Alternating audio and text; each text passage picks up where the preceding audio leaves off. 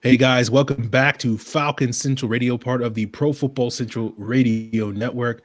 I am one of your hosts, Aaron Freeman, joined as usual by my co-host Matt Karoly. Today we're going to be talking about this upcoming Falcons versus Jaguars matchup, talking a little bit of Gardner Minshew. But of course, we'll also look back at this Week 15 upset win over the 49ers. We really want to focus in on Julio Jones and Bleedy Ray Wilson, arguably the offensive and defensive MVPs of this game.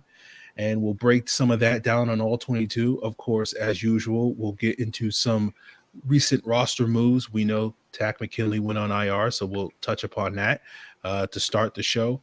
So, Matt, let's jump right into it. The big news this week was Takk McKinley re-aggravating that shoulder injury that he suffered a couple of weeks ago. It's been an issue that he's been dealing with throughout several games, but obviously it was significant enough that the Falcons didn't put him back in the game after suffering that injury, I think either on the first or second series against the 49ers. And now he's on IR. The team promoted Austin Larkin to the 53-man roster to replace Takk McKinley.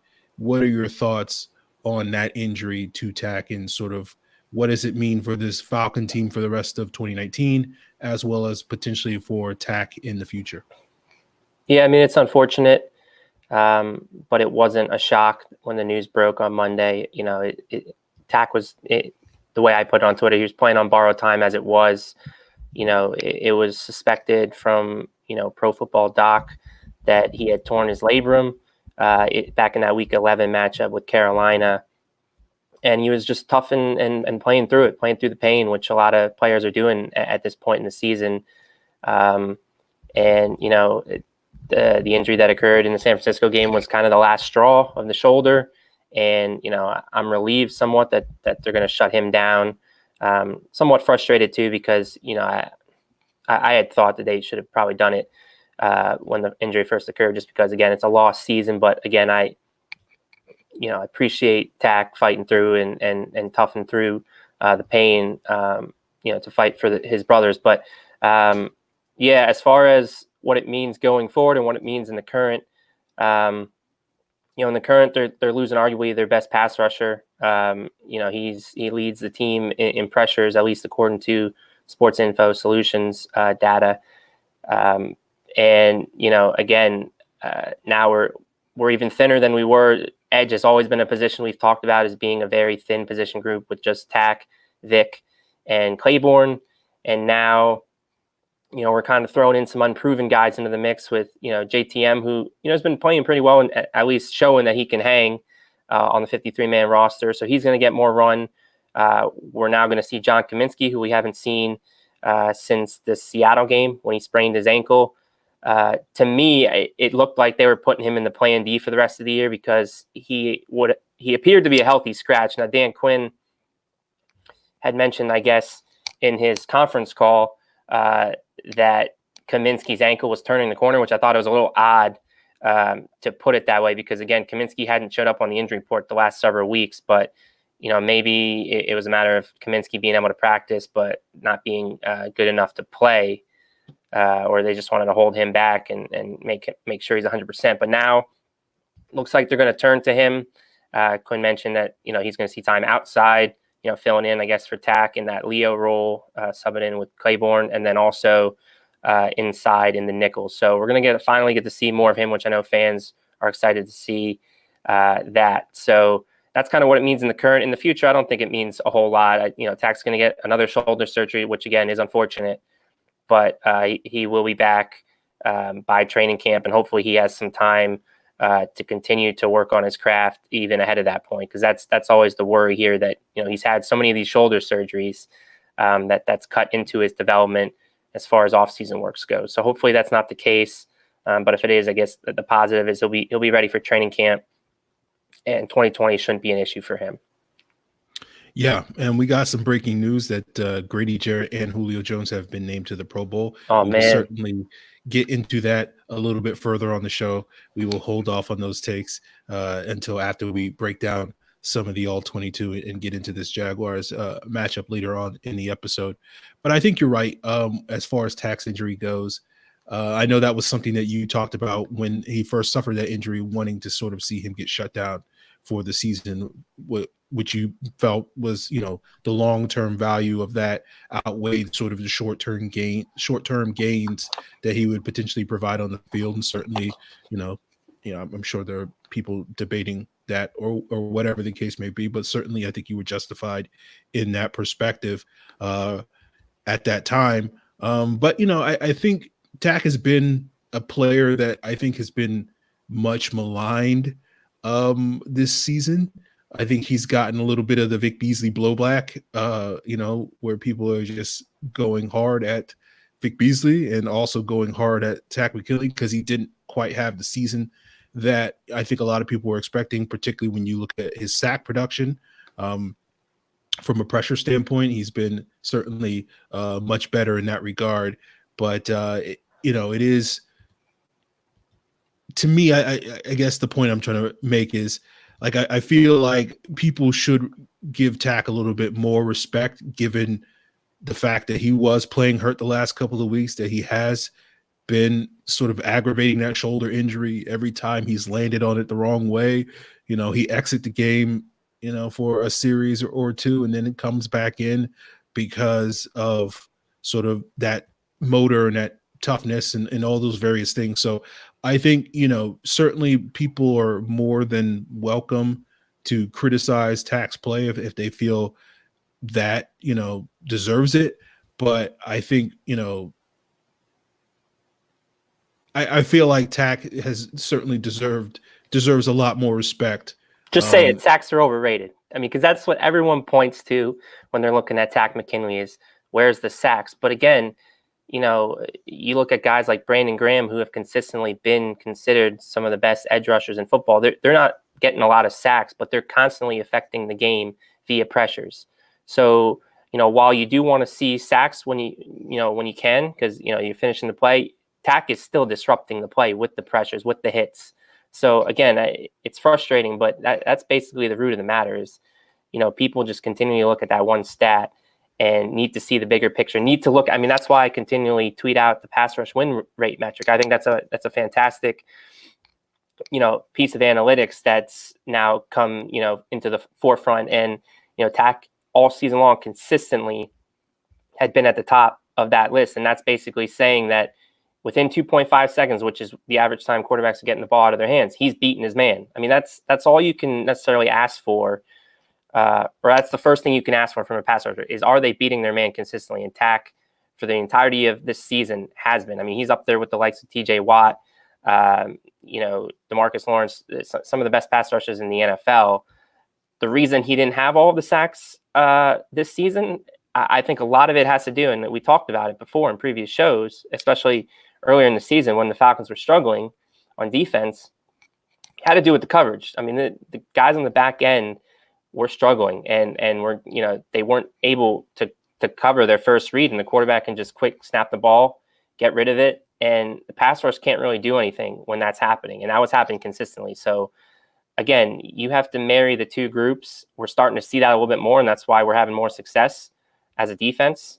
But early on in the season, that was not happening, and that's what led to some of these low sack numbers for Tack McKinley. But you're right. I mean, Tack McKinley is getting overlooked, especially this year, just based on that one stat, and that's sacks, and it's unfortunate. But again, he might not have had the season everyone expected, him included, but he still had a pretty solid year, and I think the best is yet to come for him. Yep, I think that's a great point there. We'll sort of have to see if those guys like Austin Larkin and Kaminsky, as you mentioned, I think Jacob Tuohy-Mariner, JTM, has played reasonably well, certainly has exceeded my expectations for what he would be able to do. Every game he seems to make a couple of plays, whether it's getting a pressure or something like that. Certainly no one's going to put him in Canton already or anything, but certainly a guy that I feel like as a fourth defensive end in the rotation has certainly contributed his fair share of production these last couple of weeks in the absence of guys like Kaminsky. And so hopefully that will give opportunity for guys like Kaminsky and Larkin. I know another guy that a lot of people were very high on after the preseason that he had. They get some opportunities to show what they can do these last 2 games of the season and potentially figure into the mix as part of the Falcons D-line rotation in 2020 and beyond, because I think the expectation from a lot of people is that the Falcons will have significant potential turnover at that particular spot this upcoming offseason, given how many players are free agents and how many guys may wind up being cap cuts. So certainly whatever these guys can contribute these last 2 weeks will certainly help the Falcons out potentially long-term at that spot. Yeah, and one thing to add on Larkin, I'm not necessarily sure we'll see him. I guess he was active a couple of weeks ago when he was on the 53-man roster last, but we didn't see him at all on defense. He was strictly on special teams. I'm not so sure we see him this time around. I could be wrong, but I think it's going to be Kaminsky, JTM, Claiborne, and Beasley as the 4 edge rushers. And I just think Larkin's there for depth in case, again, another injury happens or whatnot. But that's my one and only take right now on Austin Larkin coming back. Fair enough. So, Matt, you want to talk any more about these other injuries elsewhere, or you want to jump into the All-22? The only thing I do want to say is, I'm curious to see how James Carpenter's status is. He missed the last 2 weeks with a concussion. If he's back healthy, which, again, assuming he can finally clear the concussion protocol, I'm interested to see what Dan Quinn decides to do with him because, again, we've been pretty adamant on this show that he's been the worst guard that the Falcons have had. And, while Schweitzer did get beat quite a bit against San Francisco this past week, I'd still rather just roll with him at left guard. And if they decide not to do that and Dan Quinn turns back to Carpenter. Again, I think you have to take all this into account when you're evaluating Dan Quinn and his standing going into 2020, because, the whole self-scouting of this offensive line has been one of his worst qualities. And if he's going to continue to roll with the veteran that, again, he's had a past relationship with purely based off of that, because, again, the play on the field hasn't merited him sticking on the field. Schweitzer's been better.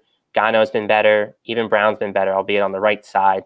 It remains to be seen if they ever switch him to the left side. But that's one thing I'm watching this week as far as his status and what they elect to do with him. Because, again, I think, they've been impressive the last couple of weeks, 4-2 post the bye. And there's all this talk surrounding Dan Quinn and what it means for him in 2020.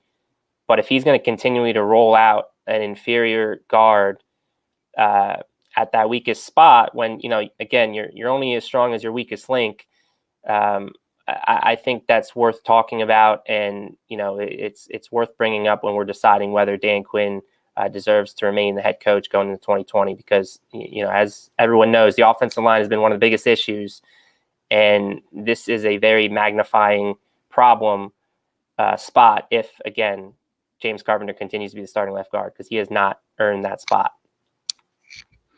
Yeah, it's a fair criticism. And I know that's been, one of the things that you've been pounding the table for these last couple of weeks. And I, for once, I don't really have a compelling argument to dispute you on that. So we'll sort of have to see what happens with this offensive line this upcoming offseason, because obviously the Falcons have some options there with some of the young guys, with Lindstrom and McGarry, obviously, as well as some of the emergence of Gano, and then Schweitzer's hitting free agency. But, that's decisions that will have to be made. So certainly, a shakeup on the offensive line may not just have been a 2019 thing. It may continue to be a 2020 thing. So certainly how Carpenter and Brown finish and all the other variables that go into who the head coach is and who the GM is certainly will play a part in sort of what their futures are come 2020. So certainly a topic of discussion that we'll continue to get into in the coming months. So, but let's look back a couple of days and talk about this All-22. And we know that Julio Jones had a dominant performance in this game. And we wanted to highlight a couple of plays. This first one, spoiler alert, we're going to highlight the two plays where Julio didn't get the defensive pass interference and the other one where he did get the defensive pass interference. And these two plays highlight a couple of things that we want to talk about on this episode. This is the one where he does the double move that does not get the flag, and it should have. And, what's interesting on this play, not just from Julio being able to make that play, but Matt, I know you wanted to talk a little bit about the pass protection and Matt Ryan's ability to sort of avoid it to be able to deliver that throw. Yeah, so you can see, Wes Schweitzer got beat by 99, DeForest Buckner. And, I thought all game, Matt's savviness to navigate the pocket, because Aaron, you tweeted out, Matt Ryan, according to Pro Football Focus, was, under duress. 40% of his dropbacks, I believe the number was. 44. 44%. So, this was an example of a play that, would have got marked as, under pressure. And that's just that subtle little step to avoid, even with the ball too, because you could see Buckner try to swat the ball, and Matt just very, deftly pulled it to the left, steps up, creates that pocket for himself, and then is able to, rip it deep to Julio. And, unfortunately, we didn't get the call. Julio's running that double move, which, you'll see again later. They did get the call. But again, I thought Matt was masterful in the pocket, navigating that. And I just think it's one of his most underrated traits that he doesn't get enough credit for, is his ability, to keep plays alive when it's not always perfect in front of him. And this was a classic example of that. Yeah. Yeah. And obviously we're talking about Julio, and this was an outstanding route by him that he probably would have pulled away and separated at that moment. But that's when the tug sort of prevented him from getting that separation that would have probably allowed him to make a slightly better play on the ball and wind up catching that for a touchdown. Mm-hmm. So we'll fast forward to the one much later in the game that does draw the flag in the end zone that sets up the Ollison touchdown. And this is going to be another play where you get to see some of the pass protection with Jake Matthews, but we'll run the play through. Julio's here at the top of the screen. You can see sort of another, again, the double move there. And Matt Ryan heaves it up. And not the greatest of balls by Matt, but, it was enough. He knew that he had a shot, as they say, when you're even, you're leaving. He had a shot at him. So he threw it up, gave him a chance. And Julio does a great job adjusting in midair to draw the penalty. But, as you can see here, I thought this was awesome to watch. Jake Matthews versus Nick Bosa, two of the best at their positions, kind of just going at it, throwing the kitchen sink at each other as far as from a pass rush and a pass blocking standpoint. And Jake was great in this game again. He's been pretty solid since the bye. I think the only blip was probably the Tampa Bay game. And just it gives Matt enough time to be able to pull the trigger and get this throw off so that we can get the penalty and set up a 1st and goal from the 2-yard line. So I thought, this was great to see from this play as well, was Jake versus Nick Bosa, who was also voted to Pro Bowl today, going up against one of the best. This is why I think, again, Jake Matthews doesn't get enough credit for instances like this. I mean, you only notice the negative plays, and they're going to happen from time to time, but Jake Matthews all season long has been pretty rock solid. And, Pro Football Focus has shown it in their grades, and he's now up to the 6th best pass protecting offensive tackle in football. So again, we got a good one at left tackle, and he doesn't get enough credit for some of the work he does. But here was a classic example of some of the greatness of Jake Matthews. Yeah, and I think from a technical standpoint, I think this is one of the things that you can highlight is why Jake has so much success versus maybe a player like Caleb McGarry.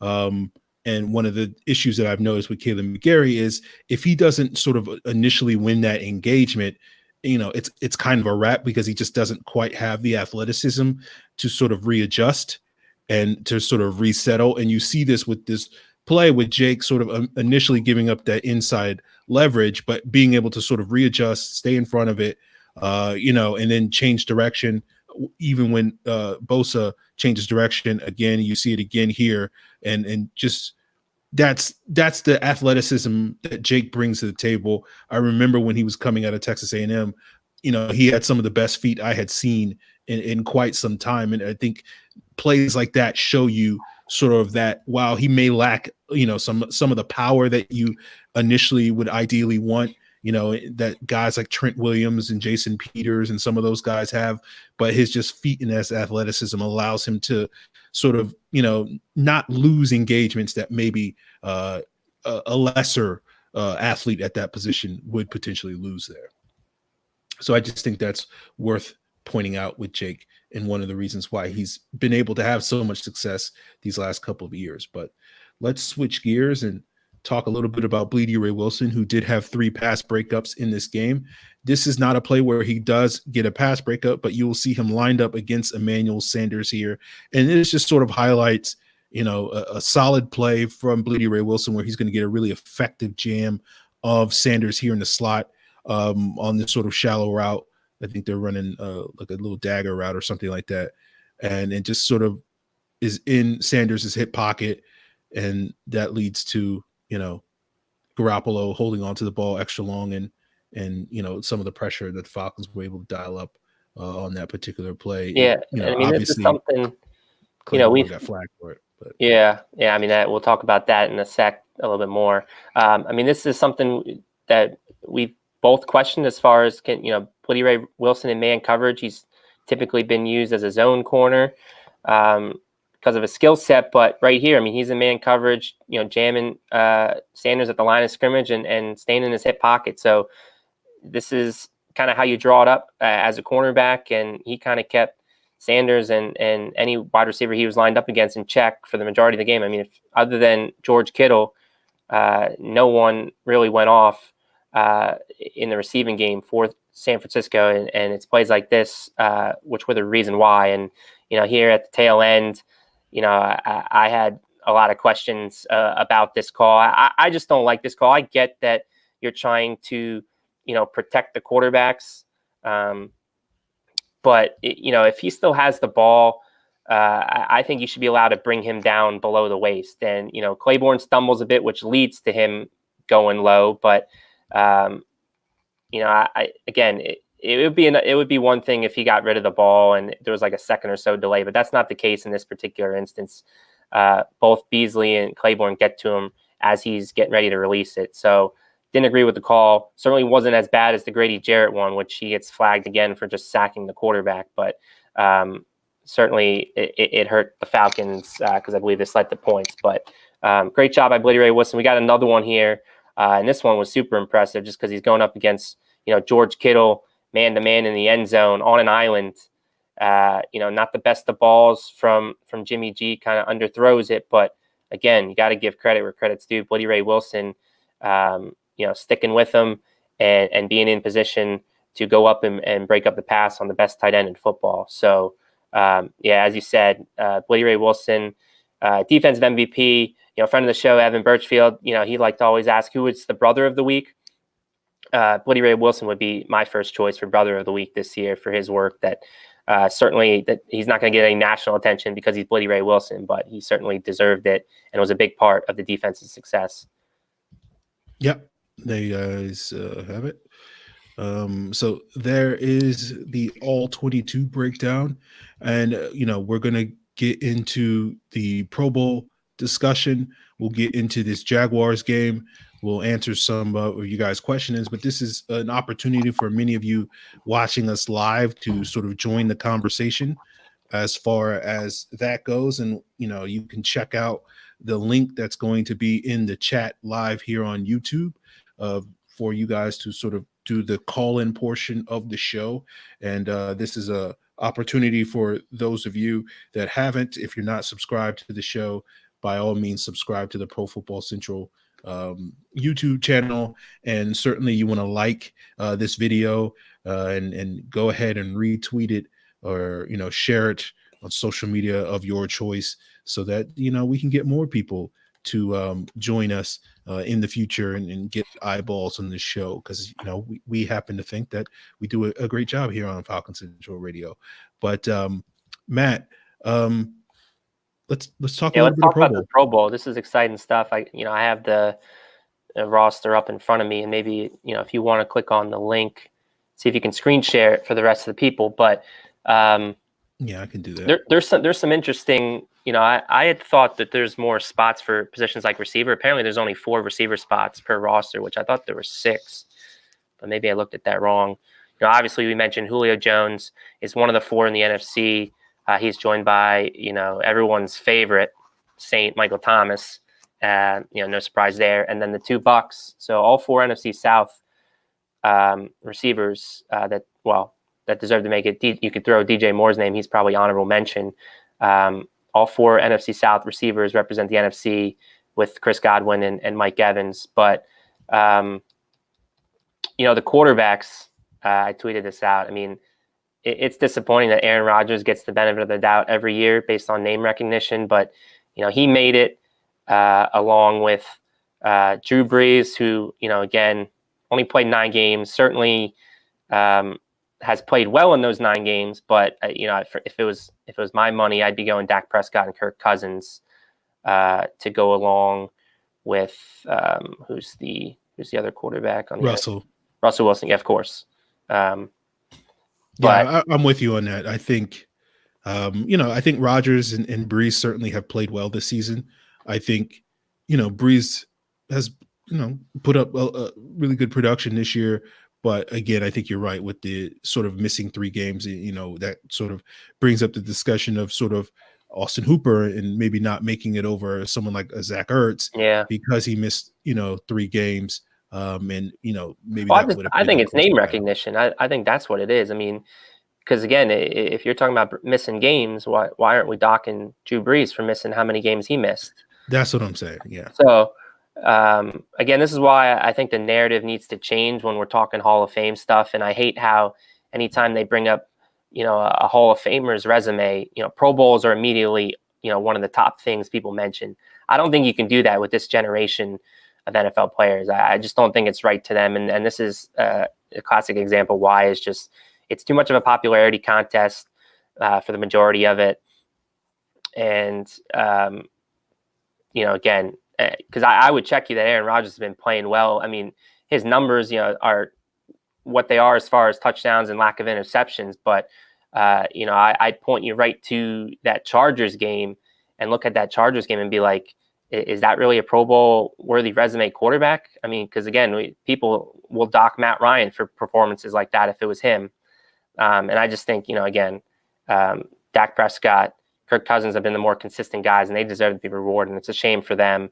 As far as some of the other guys on the list, do we have it up in front? We do. Okay. Yeah.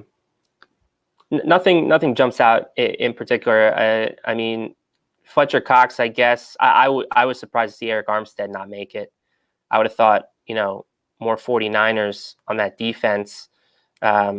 Certainly, I think Warner, the linebacker from San Francisco, had a case. And again, you're seeing just name recognition. Bobby Wagner, Luke Kuechly, who, following some Seahawks people, Bobby Wagner hasn't played as well as he once has. So, you could argue that Warner deserved it, and more 49ers defensive players deserved it, being that they're the best defense in the NFC.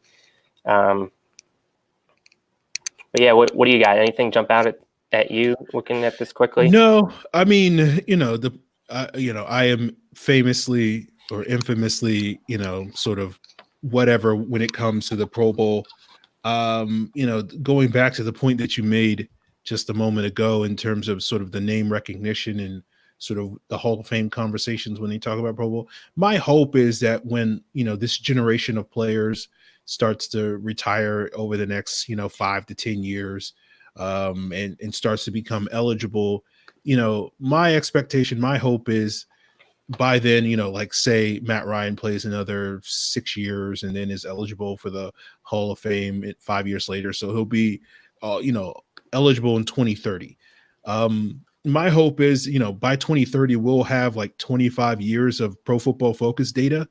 And so some of this stuff that I think has been the way that it has been used and judged these players and their careers, by then will sort of be moot at that point. And it's like, well, we have 25 years of grades for, thousands upon thousands of players, and we can really compare like who were some of the best players, and that will enhance, players like, John Abraham as a good example, who was like basically the god of Pro Football Focus's pass rush productivity, during those years when he was being graded by that website for 6-7 years.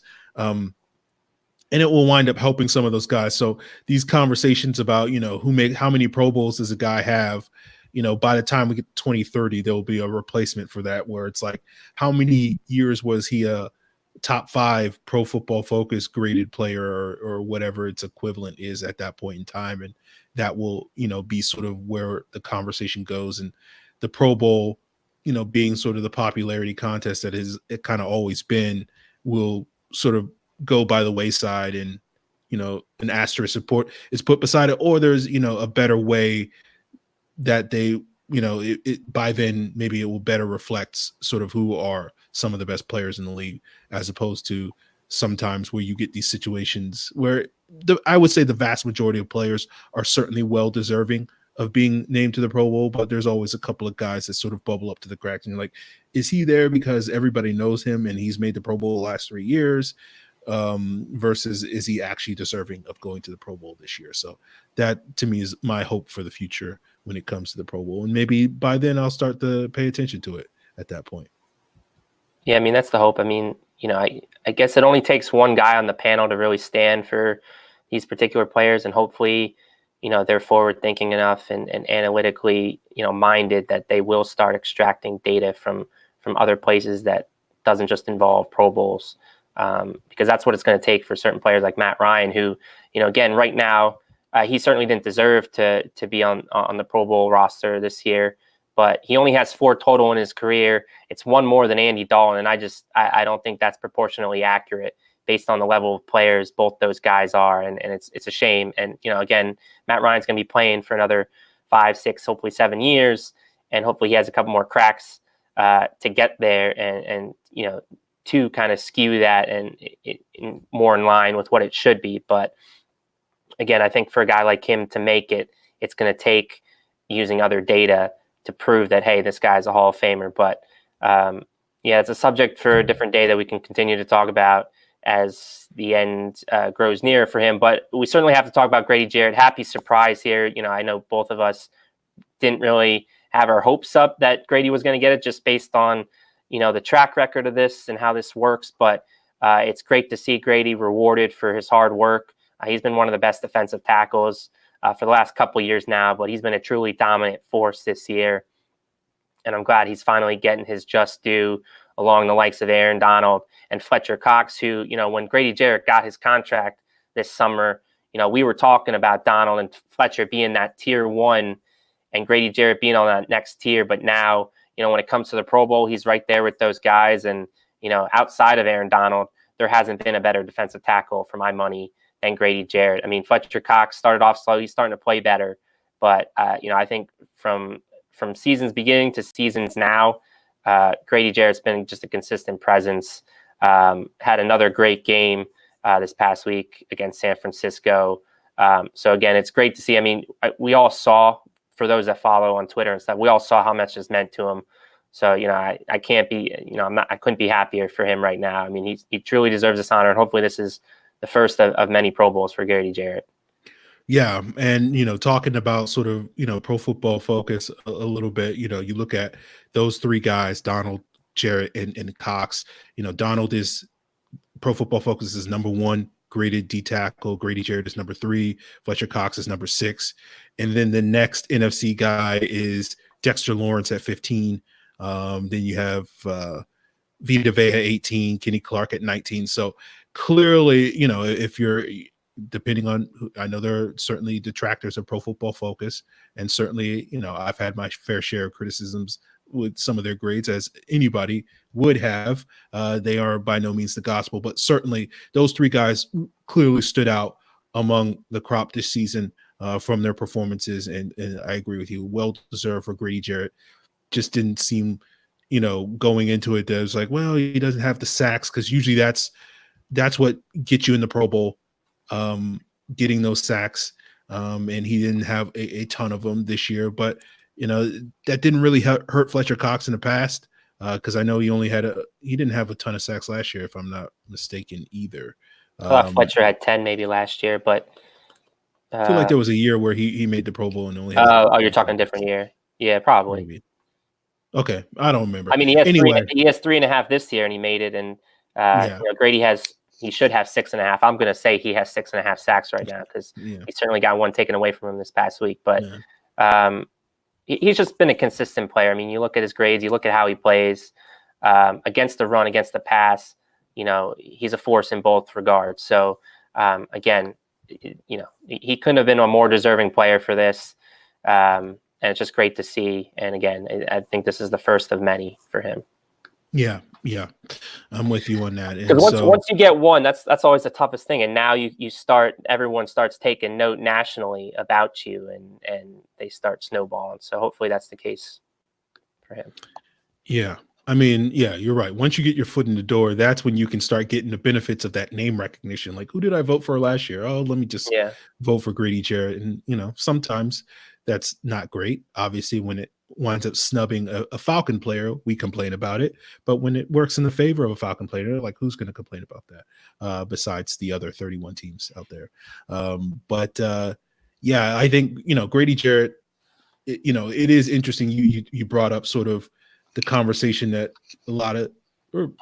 some people were having this summer about, whether or not he was deserving of being paid on the level of a player like a Fletcher Cox, as well as some of the other premier interior rushers in this league. And certainly there was a very vocal minority of people, of fans and some media members that felt that, he wasn't deserving of that sort of price tag. And I'm glad that he was able to, live up to those standards, to the point that now even broaching that conversation now would be ridiculous from some of those detractors. And certainly they don't even, either they pretend that they were all along big fans of Grady Jarrett and were, hey, I was advocating for this guy all from the jump, which some of you weren't, or they just simply don't talk about it because they just want to sort of hide in their holes. Look, there's no better pastime as fans of any football team, or really of anything, of dunking on other fans. So I will always take the opportunity to dunk on other fans that were, questioning Grady Jarrett's contract a little bit. And, that sort of brings me to the point I sort of talked about earlier with Austin Hooper. I was hoping that he would get another Pro Bowl bid that would potentially, silence a lot of the people sort of criticizing his potential price tag, which again, I think is kind of ridiculous, and Matt, you and I have gone back and forth on like players in terms of like, is this guy worth this, or should the Falcons pay this guy this? And I think one of the things, and correct me if I'm wrong, but one of the conclusions we've sort of reached together over the last couple of years is like, let's just wait and see what the contract is before we get too judgmental about whether a guy should or should not get paid. I remember, Ricardo Allen was a guy that you were, vocally being like, I don't know if the Falcons should pay him whatever, he's going to get. And then the contract was like a pretty low key deal. And it, I think it's similar when you look at the Deion Jones deal, you look at the Grady Jarrett deal, where it wasn't quite the monster deals. Like, certainly those guys got paid a lot of money, but it wasn't like the monster record-breaking contracts that I think a lot of us were expecting as the deadline sort of the inch closer. And so with Austin Hooper, I think a lot of people saying like, he's not worth this, he's not worth this. Let's wait and see sort of what a potential contract is structured like before we start questioning what he's worth, because, you can sit there and say, hey, he's not worth $10 million a year, which is an opinion. But if it ultimately sort of works out to be like a 3-year, deal that averages like $8 or $9 million over those 3 years, then it's not really a $10 million deal, so it's one of those things where, I think people need to pump the brakes and play more of that wait and see game, particularly when it comes to Austin Hooper and his contract before, pounding the table whether or not the Falcons can afford this or not afford this moving forward. So it's just something to think about. Yeah, I mean, it's all about structure. People, and that's another thing that I wish would shift in the media as far as how they report these contracts. Rather than just say, it's a 5-year, $55 million deal, say the guaranteed structure, say what the signing bonus is. Like, give us, I mean, for us cap nerds out there that kind of know what all this stuff means, if there's more information there, there's more of an idea of really, what actually this player is probably going to see over the life of the deal, rather than, oftentimes they're not going to see the full 5-year, $55 million deal in that particular instance. So again, you kind of have to take, like you said, a wait and see approach. Certainly we've made our cases for why Austin Hooper, deserves this deal and deserves to remain in Atlanta, and how important he is to Matt Ryan in this offense. So you can go back, we're not going to get into that, I don't think, today. You can certainly go back and look at those shows, and we'll certainly talk about it as that time approaches. I would like for them to get it done now, though, because again, with all the talk of where this tight end market's going, it's going to get, shifted. It's going to get reset. It hasn't really moved in quite a while. Jimmy Graham right now is the highest paid tight end on a annual basis at 3 years, $30 million, 10 per year. That's certainly going to change with the likes of George Kittle and Austin Hooper, Evan Ingram, all these guys that are up for contract. So I'd like to see Austin get in the door first, because, again, the sooner you get these done, the more money potentially from a team perspective you're saving. But we'll see what happens. I'm sure, Austin's agent is going to want to play this out a little bit. And I wouldn't be shocked if they go the franchise route like they did with Grady, so that they get a little bit more time, to work something out throughout the summer. But I would have liked to seen him get in it as well. I think he still has a chance. If I had to guess, I'd say he's the next in line if the 49ers made the Super Bowl and Kittle can't make it. But we'll see what happens there. That's how he got it kind of last year as an alternate. And again, I thought more than 2 tight ends made it. Maybe they changed that this year. But it looks like only 2 are on there, in Kittle and Ertz.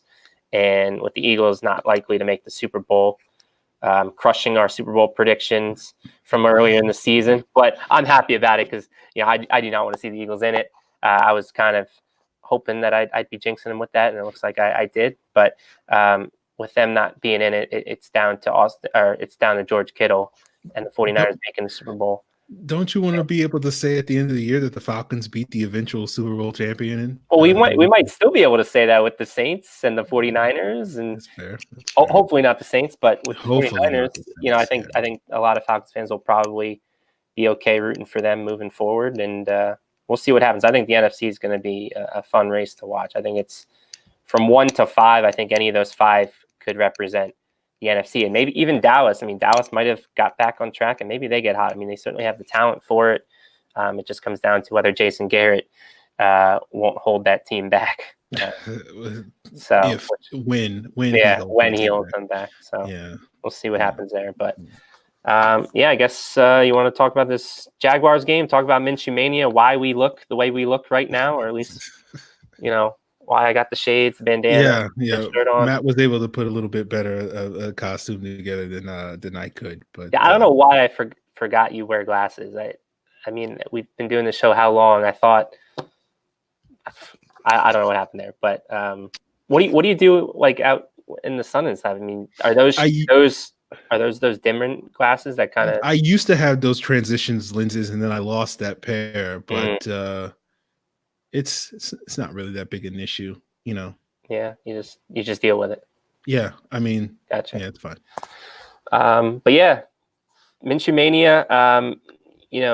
Gardner Minshew 5-5. I mean, his numbers are pretty impressive. And the thing for me, I haven't watched him too much, but the thing for me with him, it's his ability off script. I think when the play is not there, I think he has an ability to turn something out of nothing. I'm reminded of the Denver Broncos game earlier in the season, back when Minshew Mania was at its peak.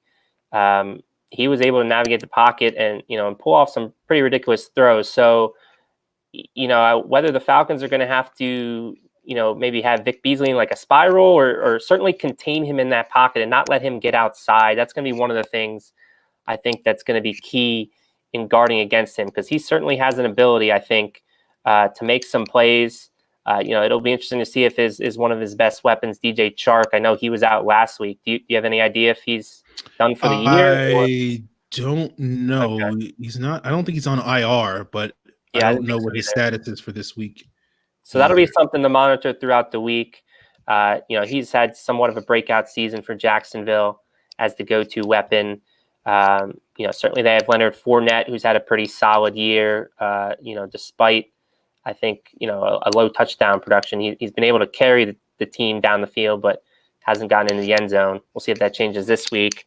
But there's also, another thing. We had a question here from, one of our loyal listeners at your homeboy Brian's asking, do you think we get off the schneid this week and finally win an AFC game? And that's one of the things, I think we're all looking to see. As I talked about at the top of the show, I think you have to evaluate all 5 years of evidence when you're talking about Dan Quinn and his future moving forward with this team. And one of the things that is a sore spot for him is his record against the AFC. He's 6-13 heading into this week against the AFC. He's 0-3 this year against the AFC South opponents. And now they're getting what looks to be, on paper anyways, the worst of the AFC South teams. I mean, they're obviously the worst in the standings. One could argue maybe the Colts are trending even worse than the Jaguars right now. But if he can't get this done against Jacksonville, again, it's been a roller coaster ride as it is. I think this would be kind of the final, nail in the coffin, so to speak, with him. So I think they match up well. You look at this Jacksonville roster. I mean, I certainly think their trio of pass rushers in Ngakoue, Calais Campbell, and Josh Allen are something to be reckoned with, and it's going to be another good challenge for this resurgent Falcons offensive line. But outside of them, there's not a lot that scares me about this team. I don't know if you have any other thoughts. I would have said in past years that the running game with Fournette would scare me, but the one bright spot, in my opinion, with this defense has been the defensive lines, the run stopping. I think they've been pretty consistent in that regard. They were good again, I think, outside of a few runs here and there against San Francisco. So there's not a whole lot to be scared of this defense. According to DVOA, they're 29th overall, I believe, and 31st against the run. So, this could be another Devontae Freeman game, like he had 2 weeks ago. So we'll see. But, again, on paper, I think they match up favorably well. And, again, I don't want to get my expectations up, because last time we did that following a winning streak, we saw how that shook out. But I certainly think they can win this game, if we get the Falcons that we've got in the last 2 weeks. That's going to be the big question. Yeah. I think the Jaguars can do enough things to beat the Falcons. Obviously, I'm sure there's a Jaguars podcast is talking about, this Falcon team other than Julio Jones, blah, blah, blah. They don't got much else. I think the Jaguars pass rush is probably the scariest thing, because as I mentioned on Twitter that Matt referred to earlier on the episode, the pressure hasn't really dialed down in terms of this new look offensive line the last couple of weeks. Teams are still getting pressure. It's just, particularly against San Francisco, Matt Ryan did a much better job than he has done for most of the season handling that pressure. We had the Carolina game, we had the San Francisco game that were two of his better performances as far as that goes in terms of how he handled pressure. And so the question is, will we get that type of Matt Ryan this week, or will we get the guy that's had, his fair share of struggles when dealing with some of that pressure, particularly with, this interior going through some of the issues? You don't want to have Calais Campbell, going against, either Lindstrom or Schweitzer, especially given some of the issues Schweitzer's had these last couple of games. And then you have the two edge rushers. Ngakoue's a really talented player that I want to say from previous preseason matchups has given Jake his fair share of struggles in some of those sort of brief battles that they've had in those games. But maybe I'm recalling some other things. And so that is a concern for me. And if you can get this pass rush sort of attacking the Falcons and Jacksonville being able to sort of run the football. I know their running game hasn't been great this season, and I know the Falcons' run defense has been significantly improved this season. It hasn't been as good since the bye week, I think, as it was prior to the bye week. So you can run the ball on the Falcons to a moderate degree.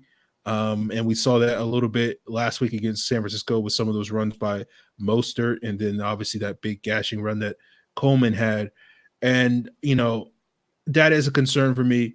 I haven't watched a ton of Minshew this year. I saw the Houston game earlier in the season, and I watched sort of the final couple of drives this past week against Oakland, where I think really Oakland sort of choked that game away. But I think, you mentioned it, Matt, in terms of sort of Minshew, he's not a guy that's particularly prone to a lot of mistakes from what I can tell, because it is a lot of DJ Chark. It is a lot of checkdowns to Leonard Fournette, who's, has over 70 catches this year, which is surprising when you consider that, Fournette is not necessarily known as a great pass catcher, being sort of had that reputation as a two down sort of running back. And then it's a lot of Minshew scrambling around, and it's sort of like when that first read isn't there and when the check down isn't there, he's going to sort of tuck and run it. And we've seen this Falcon defense have a moderate amount of struggles against mobile quarterbacks. Obviously, given the athleticism that we have on that side of the ball, we have the tools to handle it, but it's just, that's been one of the issues with this defense, not only this year, but in previous years, where it's like the guys don't live up to the expectations in certain matchups that you feel like, okay, this should go in the Falcons' favor, don't always do. So my main concern, all of that to say, is like, I think the Falcons certainly have what it takes to beat this Jaguars team and to do so in dominant fashion. But that's been the issue. There's a reason why this team is only 5-9 and not, 8-6 or whatever the case may be, because they just don't consistently play this type of football that we know that they're capable of doing. So I wonder a little bit if, they've struggled mightily at home this season since, besides that Philadelphia game. So I do wonder if maybe there's a little bit of a curse at the Bins a little bit, and just for whatever reason, this team just doesn't particularly play well with that home field advantage or home field disadvantage. So that is a big question, and they'll have an opportunity to sort of answer those questions and show that last week's win against the 49ers, as well as some of their other wins, wasn't just a fluke and wasn't just them getting up for one particular game for whatever reason, and that they can have a little bit of consistency at the end of the season, much to the tankers' chagrin. So I'm curious to sort of see what happens there. Yeah, I mean, they certainly have thrived in the underdog role, but when they've been the favorite the last couple of weeks, they've dropped the ball, in that regard. So we'll see how they come out. Again, starting fast is key for them. I mean, they got down to San Francisco, but they were able to punch back and tie the game, and that was good enough for them to get that momentum, so that they went into halftime tied. And again, that's what you're looking for there. They're not a team that has been effective coming from behind. So certainly you don't want to do that against a young quarterback either. Let him get some confidence and momentum of his own. So I'm looking for them to hopefully start fast, kind of rattle him a little bit. Again, you mentioned he hasn't been prone to making a lot of mistakes. And, that's kind of where this defense has thrived when they've had success, in the likes of Kyle Allen. Yeah. They forced, I guess they forced the one turnover that was big last week. So we'll see how they do in that area. Again, turnover margin, as is always the case, is critical. In their losses, they've been bad. In their wins, they've been good. So hopefully they can continue that moving forward, and especially in this game, because again, I do think there's an opportunity. This isn't the Jacksonville defense of old. We talked about their 3 pass rushers, but the guys on the back end, outside of, I guess, AJ Boye is a familiar name that's still there. Ronnie Harrison's a solid player. Other than that, though, it's a bunch of names I've never heard of. So we'll see how they fare. But I think there's certainly an opportunity to take advantage of them, provided they give Matt Ryan some protection. Yeah. I think is it DJ Hayden? Is their slot corner? If I'm not mistaken. Yeah. I know he's gotten pretty high. I think he's their highest graded corner this year, and I know Boye hasn't had the type of season that he's normally had.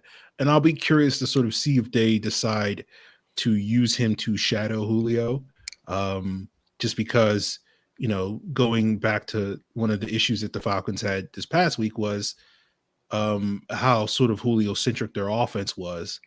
And if the Jaguars put all their eggs in the basket of stopping Julio Jones, will that be a little bit more successful this week than it was last week? That's going to be an interesting sort of question, because I just think asking Julio to do that much heavy lifting is not good for him. And, it seemed to take a toll on him in the 49ers game.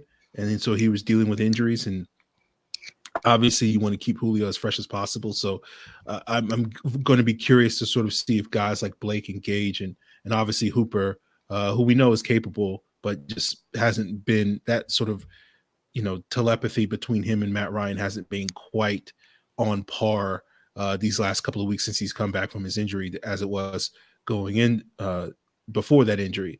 So I'm curious to sort of see if other guys can step up in this passing game to give the Falcons other options, as well as what you mentioned, Matt, with the Falcons running game being able to take pressure off of Matt Ryan and Julio Jones in the passing game as well. So there's certainly going to be some opportunities for this Falcon team to take advantage of this Jaguars team at home, but it's just a question of whether they'll do it. And that's been, and again, as I said, this has been the question that we've asked every single week, where it's like, this is a potentially favorable matchup. When will the Falcons, will the matchup actually favor them when push comes to shove Sunday, or is it going to be a situation, coming off of the heels of that Carolina game against Tampa Bay, where people were confident that they would take care of business against Tampa Bay, and nope, that didn't happen. So I think you're right. Sort of like with the mention of Kyle Allen, where it was like, okay, Kyle Allen makes a ton of mistakes, and the Falcons were able to prey on that. And I just don't know if Minshew's going to be able to do that, but I think it plays to the Falcons' favor if they try to make Gardner Minshew have to go out there and win it. And if he manages to do it, then hey, more power to Minshew Mania. But I think it plays to the Falcons' strengths and favor if they can sort of make this be a Gardner Minshew has to throw the ball, 40, 45 times and win this game by himself. And that's, to me, the game plan for them. Yeah, I agree. And then, one other point, I think this could be, the game where Austin Hooper kind of returns to form. I mean, I'm just looking at their linebackers. I'm sure they can put, I guess, Ronnie Harrison on him. I'm wondering, though, if they don't, can Austin Calitro, Donald Payne, Leon Jacobs, Joe Gilgeous-Harris, a rookie? I mean, Preston Brown, the former Raider, former Bengal, none of these guys strike me as players that can hang with Austin Hooper. So again, unless Ronnie Harrison can do it, and that would be my guess is what they would do. That's what I would do. Again, I think even Austin Hooper can maybe exploit that matchup. But I think this could be an Austin Hooper game just because, again, if they do have Boye shadowing him, maybe he can hold Julio in check somewhat. The next guy Ryan's going to turn to is obviously Hooper. So that would be something I'd look out for is, especially when he's matched up on a linebacker. I don't think any of these guys can hang with Austin Hooper. Yeah, I'm with you on that. Yeah, particularly with Telvin Smith and Miles Jack no longer there. So you're right. This is not the Jaguars defense that we've grown accustomed to, particularly on the back end. But it is going to be that front four's job to sort of carry the load for them. And, even though they're not quite the Saxonville of sort of their prime years, Calais Campbell, Yannick Ngakoue, Josh Allen and even to a lesser extent Taven Bryan can provide pressure on the quarterback. And again, we know this offensive line, while it's made improvements the last couple of weeks, it's not as if it's like night and day better, at least from a pressure standpoint. So if if they're continuing to give up pressure, that's opportunities to disrupt this Falcons offense. So we'll see what happens there. Yep. Doesn't look like anybody's calling in, but you guys can, I'll put the link out there in the chat one more time to see if anybody wants to jump in. But we do have some questions from Twitter that we want to get into. Matt, you want to go ahead and talk about those? So, we mentioned the first one talking about the matchup with Jacksonville. We got another one. Falcons fan MVP at Ryan2Jones wants to know, he knows our thoughts already on Dirk Cutter. We've made them pretty obvious. But his question is, if it was up to Matt Ryan, do you think he would most likely prefer to bring back Dirk Cutter next year or bring in a new offensive coordinator? And again, I can't get in the mind of Matt Ryan. I'm sure the professional that Matt Ryan is, he stand for Steve Sarkisian last year. I would say he'd stand for Dirk Cutter as well and say that, he supports Dirk and wouldn't mind having him back. That would be my guess of what he would say. But again, I think he's going to leave it up to the powers that be, as he always does, and he's going to trust their decision. Again, he was very in support of Steve Sarkisian, and he was let go. So even if he's in support of Dirk Cutter, obviously it doesn't matter 100% what Matt Ryan thinks when it comes to the decision making of the organization at times. So again, if I had to guess, he would be in support of Dirk, but he would let the chips fall where they may in regards to that. Yeah, I would love to meet the offensive coordinator or see the behind the scenes situation of the offensive coordinator that Matt Ryan would be willing to throw under the bus, because that would be a very toxic situation, because I'm sure Matt has great relationships with all his offensive coordinators. And it would have been great to be a fly on the wall, though, during the 15 and 16 season, because I guess there was reports that there was some friction between Matt and Kyle in the early going. I would have loved to seen how that all unfolded, if that was true, if that wasn't true. But I guess that's as close as we've come to hearing any of that internal friction between Matt and one of his offensive coordinators. Other than that, like you said, he's always had great relationships with those guys. And everything we've heard really since that 2016 season seems to be that whatever early issues they might have been having, they quickly got over. Yeah, absolutely. After that point. So, I mean, look, I think, the case, obviously, as you guys know, Matt and our opinion on Dirk Cutter's competency as a play caller has been much discussed and certainly much maligned on this podcast.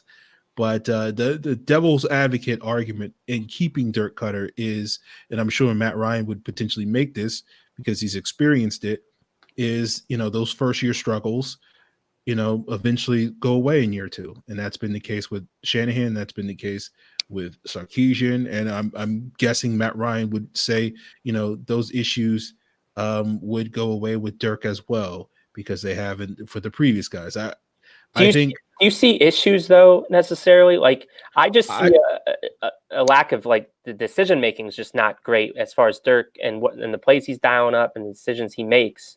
I see Matt Ryan not comfortable in this offense. I think a lot of the issues that Matt Ryan is having this season, with not necessarily being great handling pressure, and some of the decisions that he's made and playing with happy feet at times, and some of those issues that I think are a fair criticism of Matt Ryan.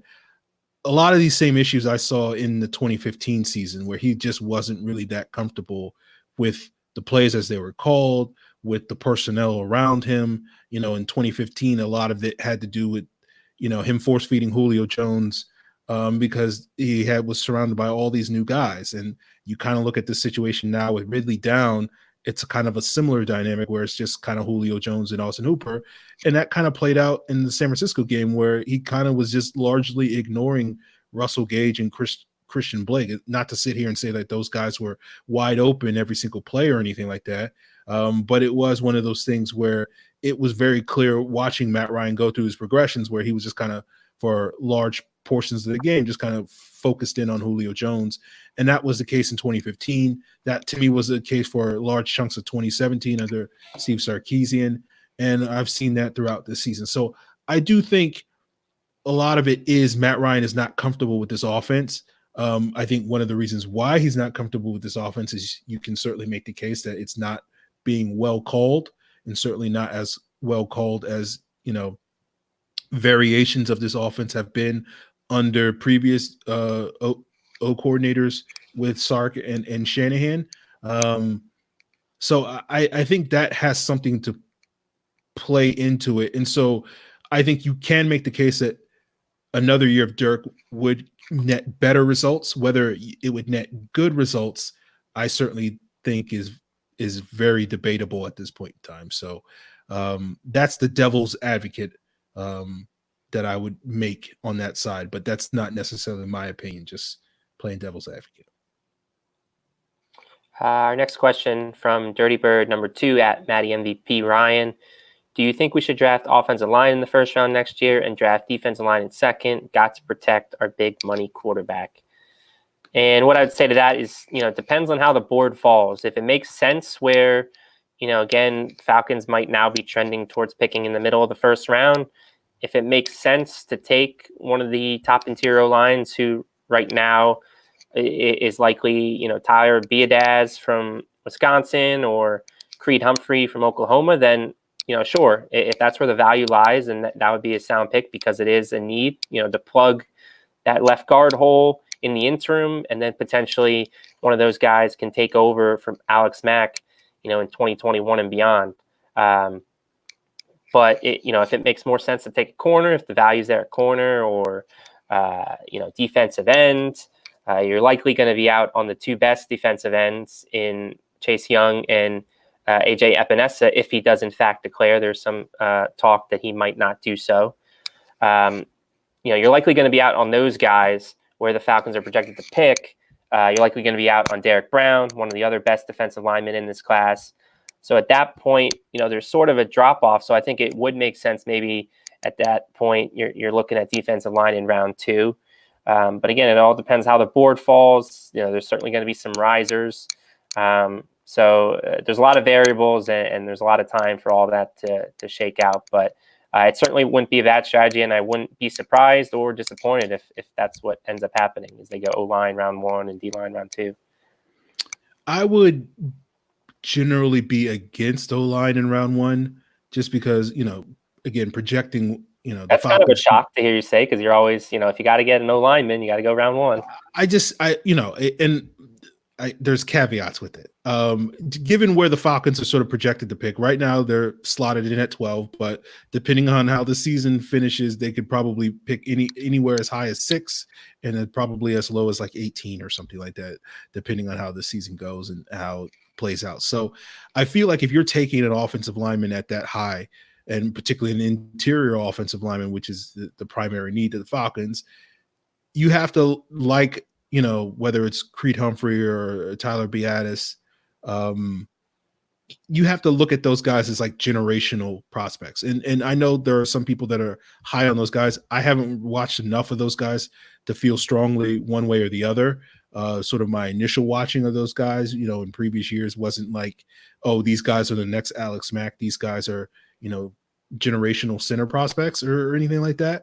So that's why I'm a little bit iffy on taking an offensive lineman, because if you're taking an interior offensive lineman in the top 20, I got to feel like this is like the best X, center, guard, whatever, that we've had in the last couple of years. And we've had some really good interior guys the last couple of years. So I would be generally against it and feel like you can probably get better value in that range going in another direction. And particularly because one of the things I think we talked about on last week's show was how that you can make an argument that the Falcons don't have to invest significantly in their offensive line to get better performance from that group in 2020, changes in the scheme, the improvements that the young guys can make. guys being healthy, that certainly has to play a factor in Carpenter and Brown's issues this year. How much of a factor is obviously debatable. And maybe to a lesser extent, McGarry as well as Mack. And if those guys are healthier next season, they can play a lot better. And you don't necessarily need to have to invest first round value to get significant improvement from your offensive line. You can kind of wait to day 2 or maybe even the early part of day 3, get more of a developmental option at those spots with the eye towards the future, and just, plug and play with whether it's Carpenter, Brown, Gano, Schweitzer, or some other mid-tier veteran guy to sort of plug that left guard spot and hope that, Matt can bounce back and restabilize that unit if he is brought back, which I'm assuming that he will be at this point, but we'll see. And so, I don't know if you need to feel compelled to have to use a first round pick on an offensive lineman, because I don't know if you're going to really get the payoff unless you're staring at a guy that's like, oh, this is, again, one of the best centers prospects or one of the best guard prospects that we've seen in quite some time. Or this is a Jonah Williams type of tackle who, people are like, I don't know. I don't love him as a tackle, but we move him inside to guard. He could be an elite guard type of guy. Unless you're staring at that guy in the middle of the first round, I don't know if you're necessarily ideally looking to address your offensive line. Our next question from Justin Sandu at Justin201224. Do you think beating the Saints and the 49ers on the road helps or hurts DQ's chances to keep his job? I certainly think, it helps his case.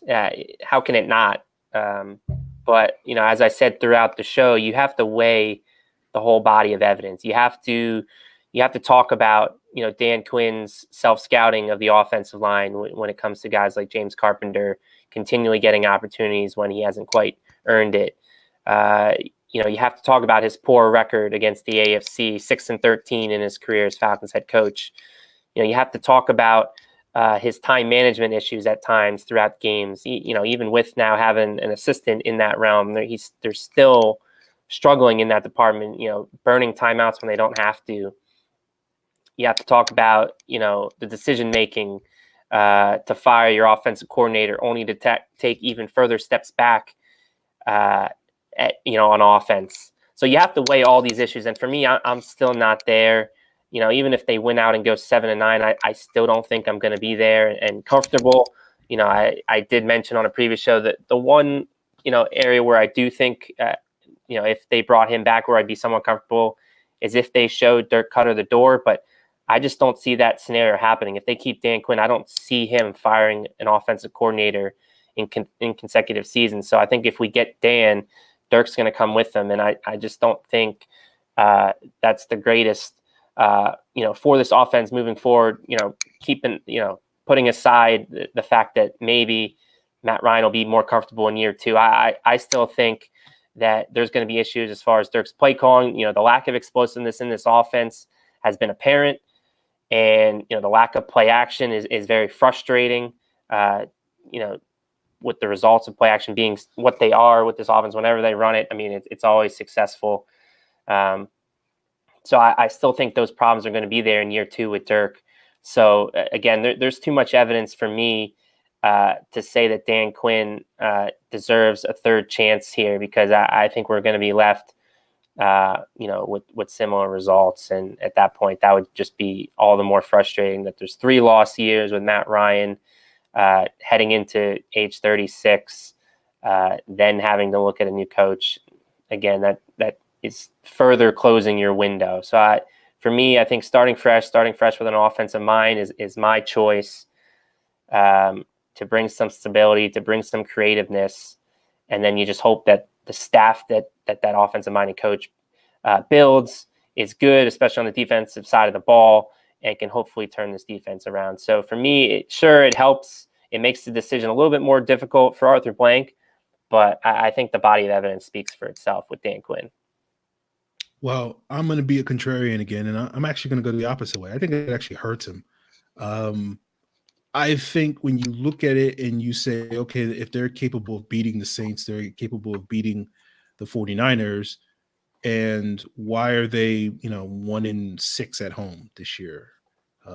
Why did they lose to the Cardinals? Why did they lose to the Titans? Why did they lose to the Colts? Why did they lose, to the Rams and the Bucks and all these various things? And I think when you look at that, I think, someone like an Arthur Blank could look at it and say, okay, this is the potential of the team.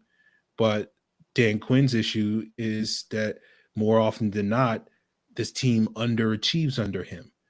And why can't I look at another coach and be more enamored with another coach that I feel like can get that type of performance out of them much more consistently? And as you say, if I do retain Dan Quinn, a lot of the things that, really haven't been all that positive kind of stick around for this team. You mentioned Dirk Cutter, even though I just, previously, quote unquote, advocated for keeping Dirk Cutter. It wasn't because I actually believed that. I was just basically making the argument for why maybe somebody else would believe that.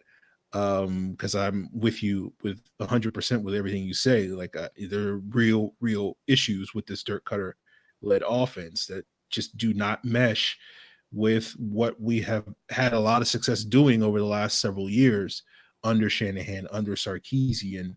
Unless Dirk Cutter completely changes and does a 180 on some of his principles, there's not a lot of optimism to think that that's going to really improve all that much. It might improve somewhat, but not all that much to really make a dramatic difference, and get this team back at the top offensively that we have come to expect from this team these last couple of years, and led to a lot of us criticizing Shanahan and Sarkisian in those first couple of years. And Dirk Cutter's been even worse than those guys were, despite all their struggles. And then you look at the defense, while it's been better since Raheem Morris and Jeff Ulbrich have taken over the play calling, it hasn't been that good. I mean, basically, when they're successful, it's largely due to players like Grady Jarrett and Tack McKinley and Adrian Claiborne taking over games and disrupting the quarterback to such a degree that it kind of masks some of the issues that they have on the back end, which hasn't been great throughout this season. And, that was one of the things that Raheem Morris was supposed to fix. And again, while it's been certainly better since he's moved to that side of the ball, it's not like it's been fixed. It's just kind of, they make do with whatever they're getting. So I don't necessarily feel like, oh, well, these guys deserve another bite at the apple, so to speak. And so, like, I feel like when you look at this, the highs of this season, I think there's a tendency among people to look at those highs and say, oh, that's what we are. When I think, my perspective generally is like, if you look at a 16-game schedule, it's like, take the 4 best games, throw them away, take the 4 worst games, throw them away. And what you are is sort of those 8 games in the middle. And when you do that with this Falcon team, you're not really looking at a particularly good team. And so even though you can look at these highs and say, okay, we were great against Philadelphia, we were great against the Saints, we were great against San Francisco, and, pick the other one of those Carolina games, whichever one you want as their other 4th game, you throw those away, and then you look at their next 8 games, and you have games like Indianapolis and Arizona and the Rams where, they were somewhat competitive in those games, but they were never looked like a good football team in those games. So I think these highs, I think you have to, not to say you take them with a grain of salt, but I think you look at them and say, why can't we be that every single week, as opposed to let's try to be that, it's just kind of you look at the glass half empty as opposed to half full when it comes to those types of things. So I think you can certainly make the case that it kind of hurts him, the fact that the team achieved at that level in those 2 particular games and never really came close to it outside of maybe 1 or 2 games for the rest of the season. Yeah, I think those are all great points. Teams can have great games, but it's a long season, and the consistency is the thing. And I think consistency is something we've talked about for quite a while. I mean, even back to that 2017 season, I think consistency was a major issue for them. And, again, here we are in 2019 talking about the same things with Dan Quinn and his football team. So, for me, I'm right there with you. I don't think these necessarily these games are good enough to move the needle to have him stay on board in 2020. We have one more question from Justin, and it's kind of a little bit about what you were talking about with Raheem Morris. He asked, thoughts on promoting Morris to defense coordinator and keeping Ulbrich on the staff if the Falcons hire a young offensive coordinator. He mentioned Stefanski and Bieniemy, two favorites of mine, as their head coach. I don't know if I want Morris to necessarily be the defensive coordinator, but I certainly am very open to both of those guys, both Morris and Ulbrich, staying on the staff. I've speculated that there's a pathway to that potentially happening with a Stefanski and Bieniemy staff. I'm drawing a blank on the guy Woods from San Francisco, passing game coordinator from San Francisco. I apologize, I'm drawing a blank on his first name, but I know his last name is Woods.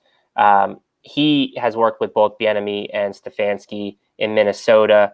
Again, as I mentioned, he's the passing game coordinator in San Francisco on their defense. And, with the success that they're having, Joe Woods, former defensive coordinator also with the Broncos. He's a guy that worked with Stefanski and Bieniemy, in Minnesota together. Again, I think that defensive staff from San Francisco is going to get, plucked. There's going to be some guys getting new opportunities, and I think Woods can be a guy that kind of gets a promotion to defensive coordinator on, a potential Stefanski Bieniemy staff. If that's the case, Morris and Woods have worked together in the past. So I can certainly see, him maybe retaining Raheem Morris. They worked together in Tampa Bay when, Woods was the defensive backs coach and Morris was just getting his start in the NFL. So I can see him wanting to keep some continuity, familiarity with the personnel, kind of giving, a little bit of advice to Woods on how, certain guys, how they're best featured. So again, it's not an unprecedented thing to do for some members of a staff to get retained, and I'd certainly be open to it. But I don't know if I'm necessarily like Aaron said. I don't know if I'm necessarily cool with it to be defensive coordinator, but to be the defensive backs coach, to be that same role that Woods is in San Francisco, to be the passing game coordinator, assisting Woods, in that role as defensive coordinator, I'm certainly cool with it. So we'll see what happens. I think those are the two, brightest and youngest, most cutting edge members of the Falcons staff. So if there are two that, probably should be retained, those are obviously the guys. So I wouldn't be against it by any means. Yeah, I mean, I think the case for it is, okay, if you give Raheem Morris a full offseason as the defensive coordinator, rather than just basically like 2 weeks to get prepared for that job, maybe you can get much, much better results, next season. One of the things I've sort of noticed watching this team, this season is I don't know, and this is certainly something that you can be critical of Dan Quinn and his staff I don't know how well prepared this team and this defense is when it comes to opponents. Because sometimes I'll see certain concepts that offenses run that I'm like, oh, that's like a regular thing that offense does. And at times it doesn't seem like the Falcons were at all prepared for it. And, it raises a lot of questions I have about sort of,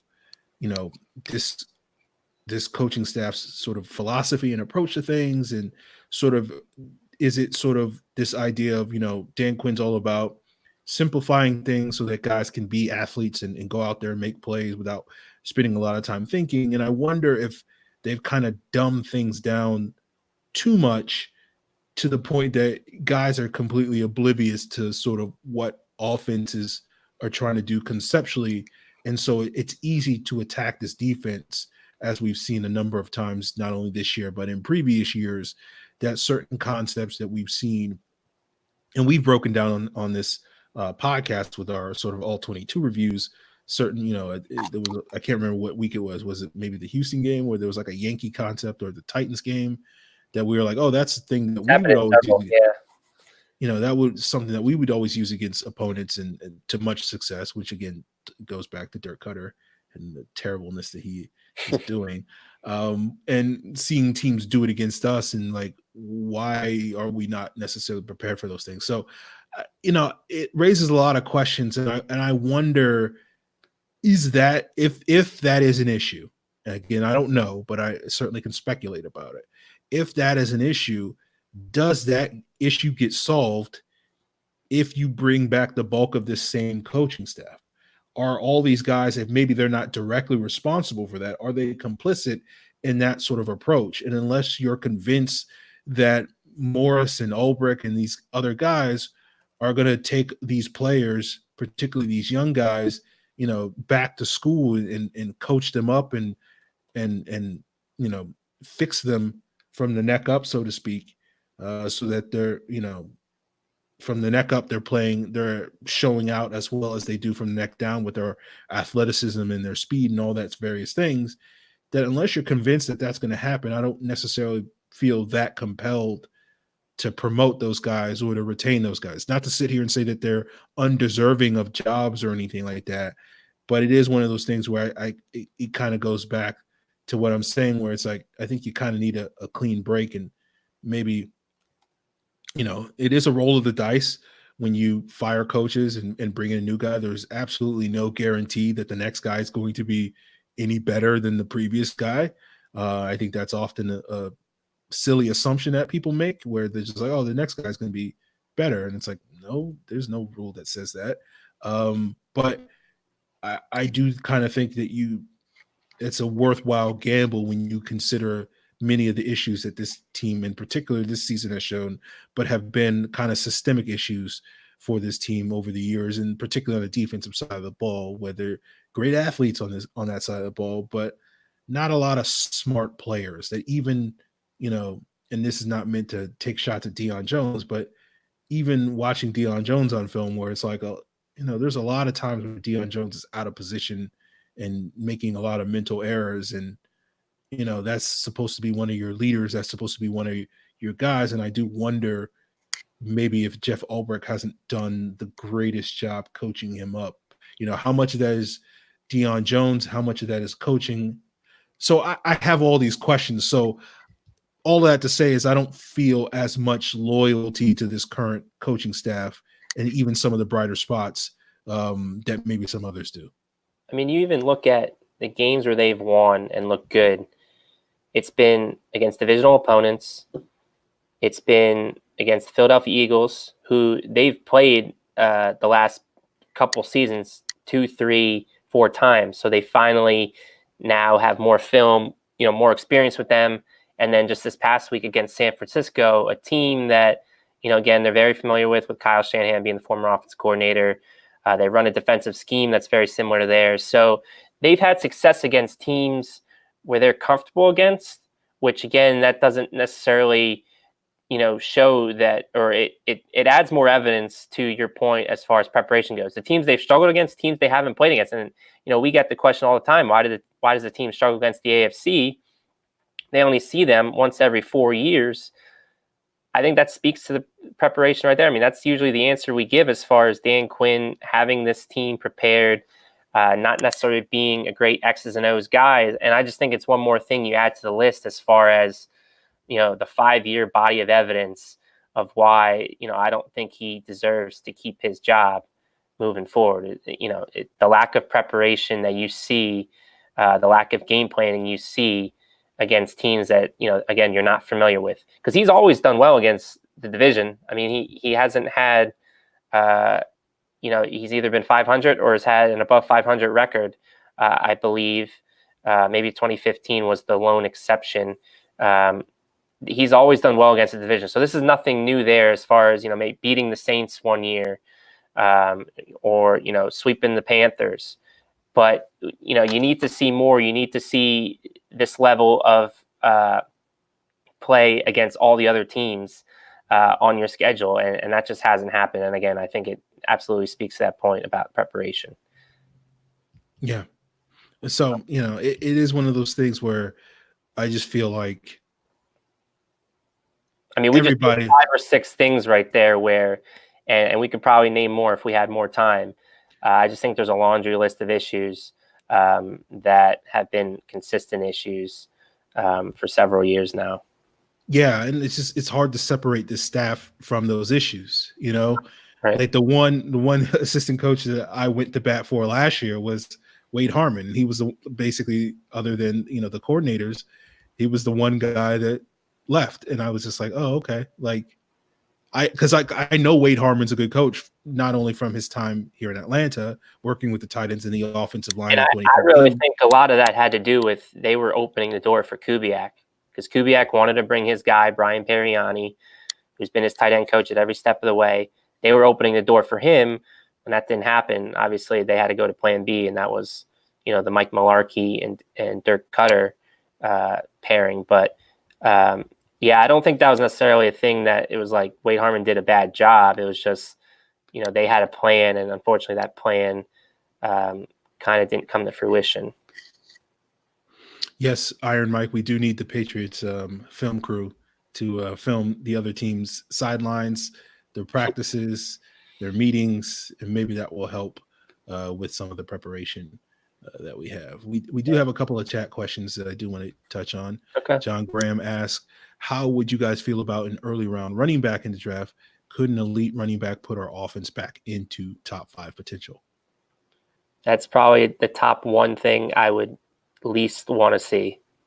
I don't think an elite running back puts the offense back in the top 5. I think a lot of, the lack of a run game or lack of production there is due to scheme and blocking. And again, that's another reason why, keeping Dirk Cutter around, lack of explosiveness from the offense, lack of play action, but he just hasn't ever proven in his career that he can orchestrate a good run game. And it's been very apparent this year. So I don't necessarily think it's necessarily a running back issue. I mean, we saw last week or the week prior, I guess, in the Carolina game when we broke down some all-22 of Devontae. We saw vintage Devontae there. I mean, he still has something left in the gas tank. So again, I know, Aaron, you're also a big supporter of Devontae Freeman still, and it's not all on him. It's not all on the running back. It's more on the scheme and the blocking. So, we need to improve that first before we even think about replacing the running back. So no, I wouldn't feel too great about that, John. Yeah, I mean, it's going to be an interesting conversation because I do feel like an early round running back is likely if I was guessing at this point. But obviously, there's a lot of variables. How early are you talking?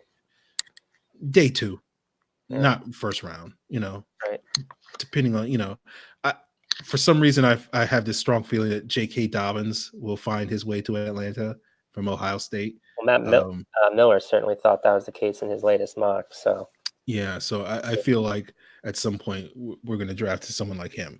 I think, look, I would love to have a Christian McCaffrey type of running back to sort of be this, all-around playmaker that can be just as valuable an asset in the passing game as he is in the running game. Alvin Kamara is one of my favorite players. I know he's a Saint, and I know I'm supposed to hate him, but he's one heck of a football player. I would love to add that type of player to this Falcons offense, and I do think it would add a different dynamic. But, the interesting thing about, particularly McCaffrey is you look at him in his rookie season where he was productive, but he wasn't great that year. And then they bring in Norv Turner the following year, and all of a sudden he sort of explodes. And that sort of speaks to what Matt is talking about, where with running backs, even dynamic ones and players like that, like McCaffrey, a lot of their success is dependent on the scheme. A lot of it is dependent on offensive line play, particularly as a pure runner goes, where, most of the evidence, most of the data suggests that rushing success is mostly dependent on variables that are outside of the individual running back's control, like, how many defenders are in the box and blocking schemes and, play calling and all these various things, situation, down the distance, all these various things. And so, I know there's a lot of people, analytics and running the football are sort of arch nemesis, I guess you could say, because analytics consistently sort of devalue the running game. And I think that can go too far at times, but I do think there are some valuable points there that smart teams are able to sort of work around. You've seen that with teams like the Chiefs and Patriots, who sort of have these sort of committee systems at the running back position. San Francisco's a good example of that, where it's really more about their blocking scheme. It's really more about the guys up front than it is necessarily the individual running back. And even when the Patriots pulled the trigger on a player like Sony Michel, he hasn't quite lived up to expectations. He's having a sort of a down year after, sort of coming into his own towards the end of last season. So it is one of those things where, given the short shelf life of a running back, given the arguments that you can make and the data suggesting that it's more important to invest, those resources maybe in your offensive line and making sure that you have a offensive coordinator that understands and knows how to scheme up the running game and is not going to run, the ball when there's a stacked box, and it will give the quarterback the latitude to audible in those situations and maybe run some of those RPOs that Dirk Cutter has run quite a bit earlier this season, not so much as of lately. All those various things go into it. I think you can make the case that those things are more important than necessarily having a great and skillful running back in the backfield. But certainly, having that caliber of player, having a Todd Gurley, a McCaffrey, a Kamara, a Zeke Elliott, certainly is not going to hurt you in that regard. But is that necessarily the best allocation of resources, particularly when you look at some of the other needs that the Falcons have, given some of their issues up front, given certainly many issues on the defensive side of the ball? Maybe you can wait on a running back and maybe see sort of if we can get this offensive line solved, that maybe we can make do with the mid-round picks, the Ito Smiths and the Brian Hills and the Devontae Freemans of the world, as opposed to some high-value running back. So certainly a conversation worth having, I think, but we'll see what happens. Okay. Yeah, just basically what my name is Hukos basically said in chat is, I feel like if you fix the running blocking, you can basically insert any running back in there and he'll get his numbers. So I spent 5 minutes explaining that my name is Hukos basically was able to do in one sentence. So there you guys have it. Matt, any other topics you want to hit? There's not much else in the chat that's worthy of hitting up. We're coming up, we're a little bit past the 90-minute mark on this episode. Yeah. No, I think we get. I mean, we touched on a lot of stuff. Again, I think we made a pretty damning case for Dan Quinn in 2020. I know the conversation circulating Falcons Twitter has been more pro Dan Quinn lately. And again, I'm a big Dan Quinn supporter. This isn't to say that I wish it would have worked out differently with him. I think again, we've talked about it repeatedly, so I don't want to, beat a dead horse, but he's brought a lot to this organization as far as from a culture standpoint, from an attitude standpoint. Look, he got us to a Super Bowl. As far as I'm concerned, we basically won that Super Bowl. But, I think it's run its course. We went through the laundry list of items why I think it's time for a change. And I think it's time for a change, shifting to the offense side of the ball. We had defensive-minded guys now the last couple of years, and they haven't been able to turn around the defense. So, we're starting at the bottom anyways. It can't get, much worse. So, I think getting an offensive guy a shot to, again, bring stability to two of your most important players in Matt Ryan and Julio Jones for the last stretch of their career. I think that, that's what's most important. And, again, I've seen takes where, you can bring another defensive-minded guy in, and if he brings a good offensive coordinator, then that's good for Matt and Julio. But, again, they have success, Matt, and Julio and that offense parlays that offense coordinator into a new head coaching job, and then you're kind of back to square one. So when you bring in, an offensive-minded head coach here, the theory is, he's either going to call the plays or he's going to have a big hand in it. So if the offensive coordinator in name only or whatever is poached, then again, you still have that guiding force, that influence, that that Frank Reich or Doug Peterson or whatever, kind of running the show, Kyle Shanahan type, Sean McVay type. So that's what the Falcons should be on the hunt for at this point. And again, this isn't to say I don't like Dan Quinn. I just think it's run its course, and there's some issues that need to be fixed, and hopefully a new head coach can do that. Yeah, I mean, my last point, sort of piggybacking on that, is it's not to sit here and say that I want Dan Quinn to get fired. Right. It's just the idea that if he is retained, why should I expect different results next year? Why should I'm not expecting the team to go 5-11 or anything like that, but why should I feel confident that this team is going to go 10-6 and make a deep run in the postseason, which is kind of what we've been hoping and expecting these last couple of seasons, and outside of 2017 really hasn't done.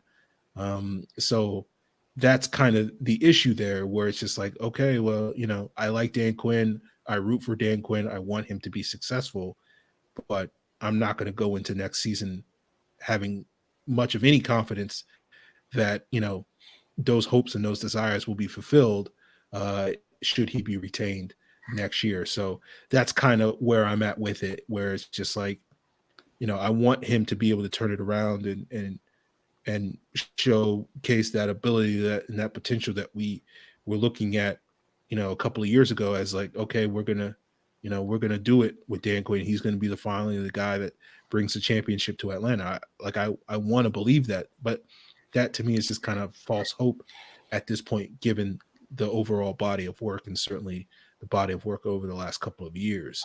So I just think you kind of have to be practical with it, rather than necessarily hopeful with it. So that's kind of where I stand on it. It's not necessarily saying I want Dan Quinn to get fired. It's just, I don't see why you would retain him if your goal is to build a team capable of consistently competing for championships. I think the Dan Quinn era has kind of run its course as far as that goes, but we'll have to sort of see how all things shake out.